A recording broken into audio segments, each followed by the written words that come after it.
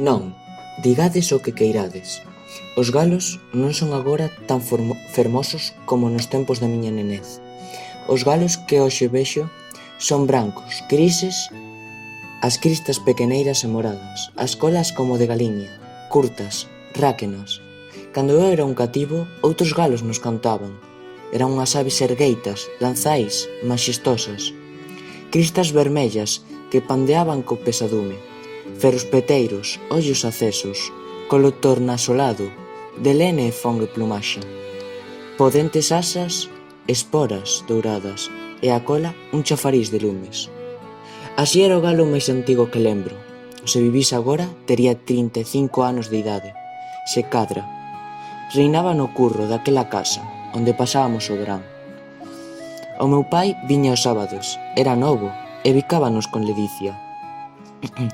Merendábamos torradas de pan con manteiga e azúcar. Tiñamos unha cabuxa tan garimosa e terna que saía connosco e ía detrás de nós, como un cadeliño polas corredeiras cando andábamos a cazar grilos. No curro pasaba unha grande parte do meu tempo, ollando para as galiñas, vías escaravellar na terra, en procura de vermes e miñocas, botáballes o millo, recollía os ovos que anunciaban co seu alporizado cacarexar. Cada ave tiña un nome posto por min, eran tan estreitas as relacións entre min e elas que cheguei a coidar que nos comunicábamos co pensamento e sostiña longos diálogos mentais coas bulidoras pitas. Unha lufada de vento de socato conmevou o ar e unha nube moura escarabou polo ceo.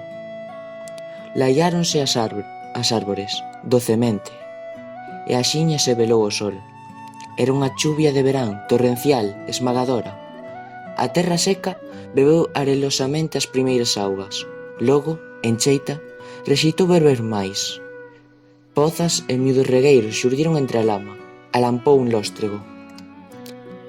Non había poleiro acaroado ao curro. Recollíanse as pitas pola noite dentro da casa, nun rocho axeitado. Daquel serán detrás dunha festra, eu ollaba chover. E de súbido vin as pitas, malpocadas, coas colas baixas, a cabeza fundida, arrechegadas ao muro, nos recantos esmaecidas, murchas, tristeiras. A auga escorregaba por encima delas, teimosa, cruelmente. Non o puden aturar. Baixei como un lóstrego e abrínlles a porta da casa, mais as galiñas non se moveron. Chameinas e van, churras, churras, e saín ao curro atefagado para conducir a grea ao teito, mais, cando chegaba a cabo dunha ave, esta fuguíame. Na casa foi notada a miña manobra, o meu pai ordeou dende a festra a miña retirada, mais como ia deixar que a auga apodrecese os osos dos pobres animais? Quizá os catorros, as pulmonías, o reuma non existían para as galiñas? Meu pai dicía que as plumas eran impermeables, mais isto eu non o cría.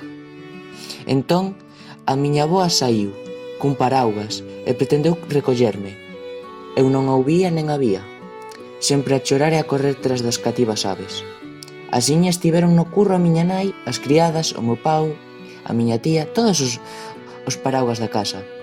Corría outras espitas, corrían os paraugas detrás da miña, até que cambiou a táctica de perseguizón. Convencidos de que non regresaría a casa se as galiñas acababan fora, os maiores escindidos patrullas adicáronse a cazar as aves, pouco a pouco, mentres a chuvia apoubigaba os paraugas. As galiñas foron caíndo nas mans das persoas e foron sendo postas ao abrigo. Moito nos deu que facer o galo. Por fin, a miña avoa antiguiouno pola cola, mais ao se botar a él, miña avoa caíu, ficou a carón do chan con todo o corpo, perdeu o paraugas, pero non perdeu o galo. Só entón, xa ceibes da chuvia, os animaliños me acollen a teito eu e todos os que estiveran na cazata. Malía os paraugas, estábamos todos mollados como pitos.